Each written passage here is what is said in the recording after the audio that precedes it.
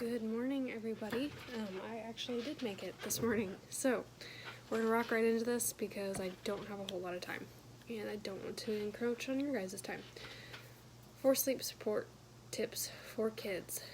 The biggest number one thing is routine, and it's not necessarily the time, it's what happens at bedtime. So for us, it's we eat supper, we play for a little bit, and then it's potty, bathroom, duh.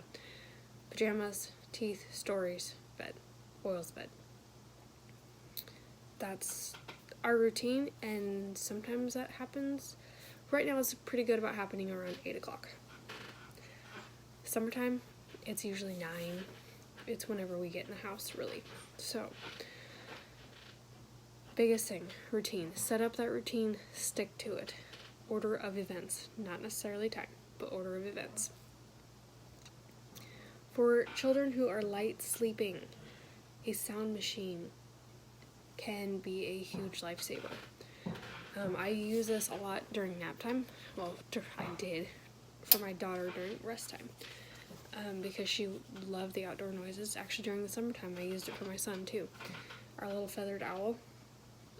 He's also a sound machine. So I'd put on the outdoor nature, like the birds or something, because he would actually sleep better outside during the summer than he would inside during rest time. So I brought outside inside. I would open the windows if it was cool enough, and I'd turn on the sound machine.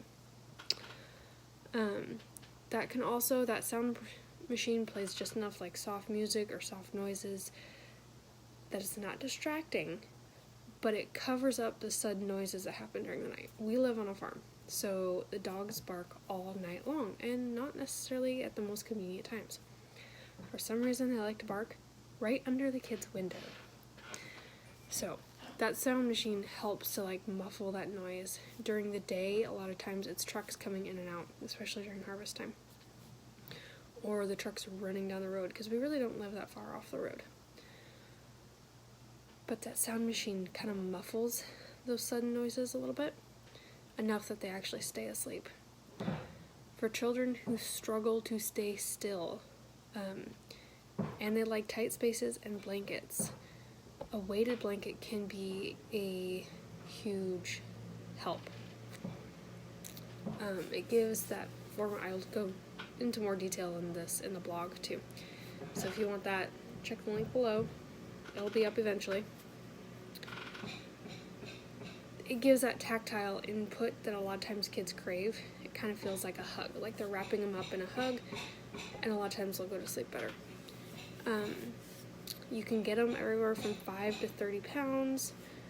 The proper guidelines is usually about 10% of the body weight. So for some little kids, this is not going to work. Cuddling them is sometimes your best bet, and then putting just a regular blanket over them. I know they say you're not supposed to, but my kids both sleep with blankets because they need that, touch. That's how we did it. My favorite tip that I use probably the most frequently to get my kids to sleep better and stay asleep is actually using essential oils in their room. So if I have one of them who's having an absolute meltdown, I have an Itovi scanner, and we'll scan them. And whatever is the top oil that I have on that, I'll put a drop on their head. 1 drop, that's it. And a lot of times it calms them down enough that and brings them back into balance enough they'll actually go to sleep and stay asleep. In their room, usually when they start their bedtime routine, part of the routine is I go fill up their diffuser and I put the calming oils in it, whether it's Gentle Baby or Peace and Calming or lavender, cedarwood and white angelica tend to be 2 of my son's favorites. Sleepy Eyes and Genius you can put in the diffuser. I tend to put them directly on the kids if they're struggling to focus and settle down and just go to sleep. Again, watch your oil sources with this.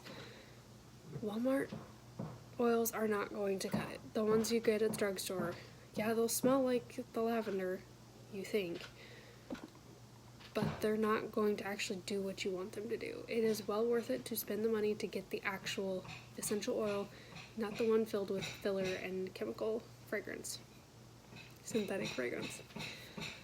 If you want more on that, check out the blog. I go into a little bit more detail there. But yeah, those are my favorite tips. When I do put them on their head, I basically just take my hand and I gently kind of massage it in.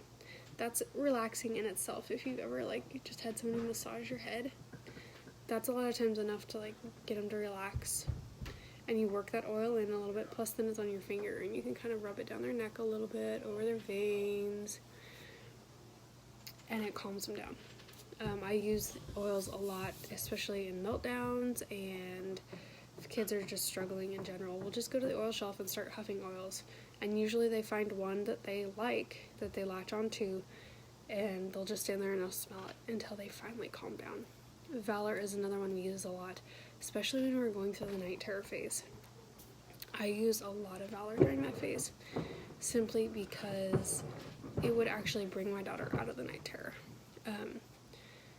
I would not necessarily have it in the diffuser, but she would wake up screaming, and I happened to have a bottle that was pretty much empty, and I just would take it to her, and you can't touch them during the night terror, it's the worst thing ever. But I would just take that bottle and literally just hold it next to her face, and eventually she would calm down, slow down. Okay, then I could actually touch her and calm her down and take her back to bed. So those are my 4 top tips, and we will talk to you later. I have kids getting up upstairs, so bye.